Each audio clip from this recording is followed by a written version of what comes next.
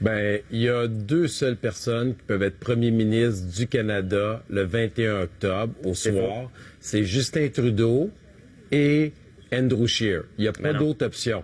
Donc, maintenant, à partir de maintenant, une fois qu'on sait ça, est-ce qu'on veut le Québec être à l'intérieur d'un gouvernement pour prendre notre place ou on veut rester dans les estrades à regarder la parade passer? Est-ce qu'on veut être assis à la table des décisions avec des hommes et des femmes fortes, comme je pense à Yves Lévesque, je pense à Sylvie Fréchette, Marie-Josée Guérette, je pense à Gérard Deltel, je pense à Denis Sévigné à Sherbrooke, je pense à Jessica Hébachère à Drummondville. Des hommes et des femmes de qualité qui vont pouvoir porter la voix des Québécois et faire en sorte qu'ils aient un rapport d'impôt comme le gouvernement de l'Assemblée nationale le veut, le gouvernement de la CAQ de François Legault, qui veulent s'assurer qu'il n'y ait pas de contestation de la loi 21, comme c'est demandé par tous les partis politiques à l'Assemblée nationale en ce moment. Mais ça, ce sont des enjeux que le Bloc défend aussi. D'ailleurs, il le fait avec vraiment beaucoup de vigueur cette semaine. Oui. Vous l'avez très bien dit, mais ils ne pourront jamais les réaliser, ces éléments-là. Donc, si on veut avoir une voix forte et on veut que ces éléments qui touchent le Québec soient représentés au lieu d'avoir un Justin Trudeau qu'on sait qui va contester la loi 21, un Justin Trudeau qui est contre le rapport d'impôt, un Justin Trudeau qui ne veut pas donner plus de pouvoir en immigration et en culture au Québec. Donc, tous ces éléments-là, si on les veut comme Québécois, on a besoin d'avoir une délégation québécoise, et on est tous des Québécois, tous les partis confondus. Fait que quand j'entends le Bloc dire « le Québec, c'est nous », je trouve ça un petit peu prétentieux. Je pense que tous les partis politiques, on est tous des Québécois, puis on veut tous défendre les intérêts du Québec. Maintenant, la question, c'est qui peut réaliser ces éléments-là? Et nous, on pense que c'est sûrement pas avec les candidats qu'on a vu sortir hier du Bloc québécois, qui, croyez-moi, je me suis occupé du recrutement du Québec, qui n'aurait jamais passé au travers de notre fil. Là, vous faites référence à ces 4 candidats qui ont eu des propos anti-musulmans, là. En réalité, il y en a 6 parce qu'il y en a d'autres qui ont sorti à l'avance, mais qui n'ont pas vraiment fait la manchette.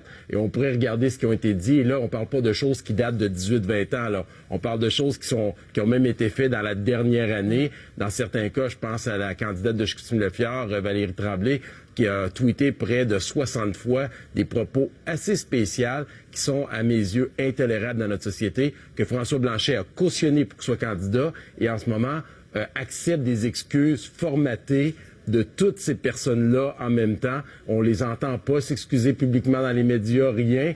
Fait que, entre ce type d'équipe-là, pour défendre les intérêts du Québec, et l'équipe de candidats et candidates du Québec, du Parti conservateur, sincèrement, pour moi, il y a aucune Mais je vois Mme ambiguïté. Normandin qui est en train de soupirer, là, en vous écoutant. Qui veut parler? Allez-y, Mme Normandin. En fait, si vous permettez, j'aurais une question pour M. Reyes. On parle des projets de loi, par exemple, que le Bloc voudrait porter. Vous me parlez du rapport d'impôt unique en mentionnant qu'il n'y a que les conservateurs qui peuvent porter ce dossier-là. Je vous donne un exemple. Par exemple, on se ramasse avec un gouvernement minoritaire libéral, mais que les conservateurs et le Bloc ensemble sont capables de former une majorité. Si on dépose un projet de loi pour obtenir un rapport d'impôt unique, je comprends que vous voterez en faveur? Ben, honnêtement, on pourra les regarder dans cette situation-là, mais il y a une chose est sûre, si c'est un gouvernement conservateur qui est là, ça va se faire. Mais... C'est comme j'entendais vos confrères dire lors d'un débat que c'est le Bloc québécois qui a réussi à reconnaître la nation à l'intérieur du Canada. C'est le Bloc québécois qui avait réglé le problème péréquation, qui étaient toutes des réalisations de l'ancien gouvernement conservateur de Stephen Harper. Je commence à trouver que vous emmenez large pas mal en vous appropriant des éléments comme ça. Pourquoi ça pourrait pas se faire? Parce qu'on n'a pas dit ça. Monsieur Rodriguez veut parler. Monsieur Rodriguez, oui. Ben, je vais expliquer à Mme Normandin pourquoi ça ne peut pas se faire, parce que ce sont des projets de loi d'initiative privée. Il n'y a que le gouvernement qui peut déposer des projets de loi qui vont engendrer des coûts. Donc, ça prend une sanction royale. Et dans le cas d'un projet de loi comme celui-ci, il y aurait un impact sur les coûts. Ça prendrait une sanction royale du gouvernement. Donc, si on regarde le nombre de projets de loi qui ont été déposés par le Bloc et adoptés, il doit en avoir à peu près pas, qui ont à peu près pas d'incidence. Pourquoi? Parce que ce ne sont pas des projets de loi qui viennent de la part du gouvernement avec tout ce que cela implique. Voilà pourquoi.